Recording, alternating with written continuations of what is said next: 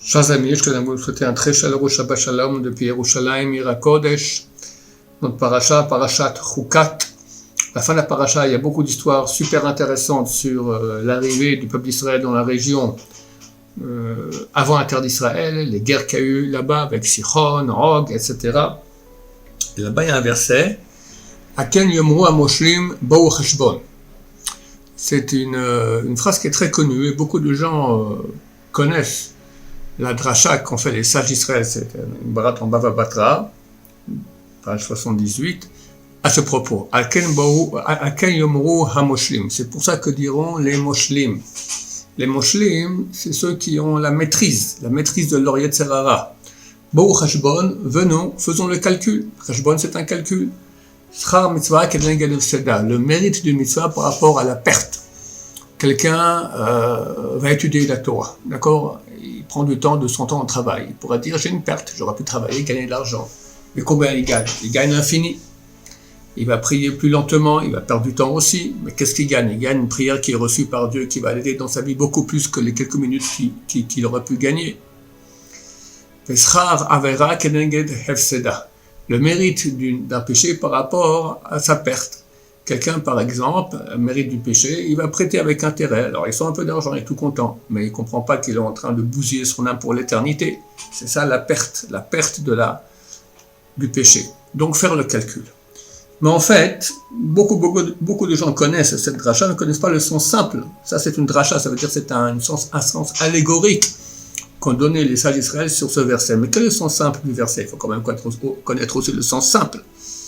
Alken Yomru HaMoshlim. Les Moshlim, c'est ceux qui ont fait des oracles, comme on verra la paracha la semaine prochaine avec Bil'am. Vaïsam Meshalo Vayomar. Il a dit son oracle. Meshal, c'est l'oracle.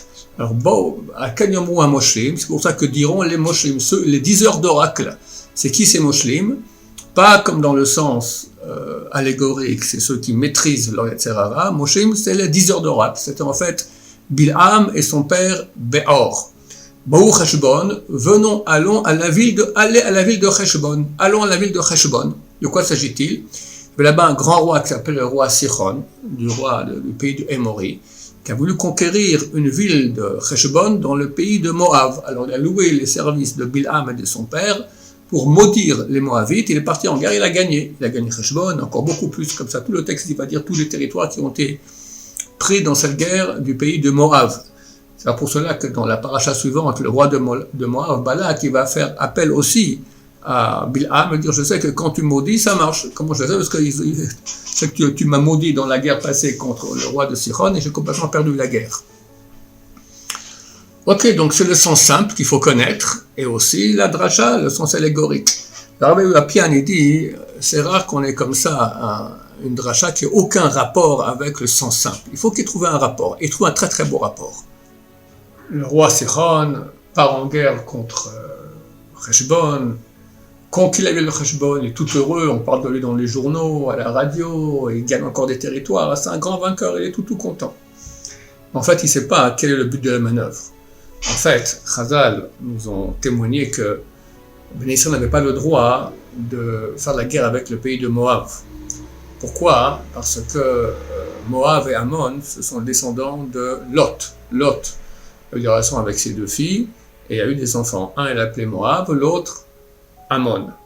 Et vu que Lot, lorsqu'il était avec Abraham et Sarah en Égypte, n'a pas dévoilé à Pharaon que Sarah était la femme d'Abraham et non sa sœur, comme Abraham l'avait dit, il y a eu un mérite.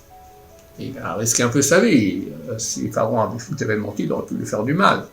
Donc il a pris un risque pour protéger Abraham. Grâce à cela, Dieu a interdit le peuple d'Israël, on parle de quelques siècles plus tard, de faire la guerre contre le pays de Moab et le pays de Ammon en récompense de cette mitzvah qu'a fait Lot. Maintenant, Dieu voulait quand même que Ben Israël puisse conquérir cette partie de Moab avec Cheshbon. Qu'est-ce qu'il a fait? Il a mis dans la tête du roi Sichon du pays de Émori, d'aller conquérir cette région-là de Moab. Et ainsi, comme disent les sages d'Israël, par cette conquête, Sichon a purifié la ville de Cheshbon, c'est-à-dire qu'il a autorisé après aux Juifs de la conquérir. C'est-à-dire qu'une fois que Sichon a conquis la ville de Cheshbon, c'était plus une partie de Moab, c'est une partie du Émori du roi Sichon. Là, Bnei Israël ont fait la guerre contre Sichon et ont hérité aussi de cette ville-là. C'est un moyen de permettre au peuple d'Israël d'avoir cette ville. Alors Sichon est tout content qu'il a gagné la guerre, mais c'est pas que dans quelques mois, les Juifs vont venir et hop, ils vont conquérir tout son territoire. Tout ce qu'il a gagné, c'était uniquement pour pouvoir permettre aux Juifs de conquérir aussi la ville de Heshbon. C'est exactement ça le calcul que nous dit la dracha. Fais le calcul de qu'est-ce que tu gagnes par une mitzvah et qu'est-ce que tu perds par une avera. Sichon, il a investi dans Olam Hazé, dans ce monde-ci. Oh, je suis super content, j'ai gagné du territoire, je suis un grand roi, etc. Il ne sait pas que, en fait, c'est rien du tout. Dans quelques mois, tu n'auras plus rien du tout. Et que tout ce que tu as fait ici, c'était pour un but beaucoup plus grand, divin, que cette région devienne une partie de l'héritage du peuple d'Israël. C'est ça le calcul qu'on doit faire. Des fois, on croit qu'on va gagner, puis en fait, on perd tout. Parce qu'on gagne dans ce monde, mais on perd dans Olam Haba. Donc il y a oui un rapport entre la dracha des sages d'Israël. Venez, faisons le calcul maintenant.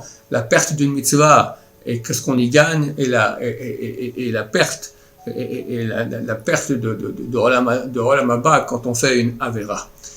Et cela a donc un rapport avec le sens simple qui dit que les 10 heures d'oracle ont dit venez, partons en guerre à Heshbon. Tout cela faisait partie du calcul d'Akadosh Baruch Hu pour que le peuple d'Israël puisse hériter de ce territoire-là.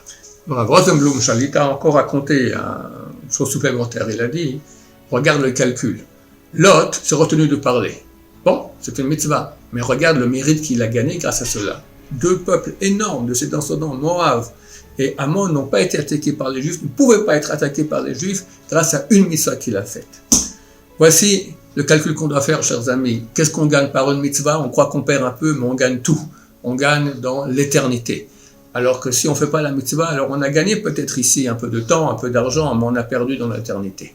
Je souhaite à tous un Shabbat Shalom, plein de bonheur, plein d'investissements dans les vraies valeurs, beaucoup de paix et de bonheur chez vous. Shabbat Shalom, Umburach.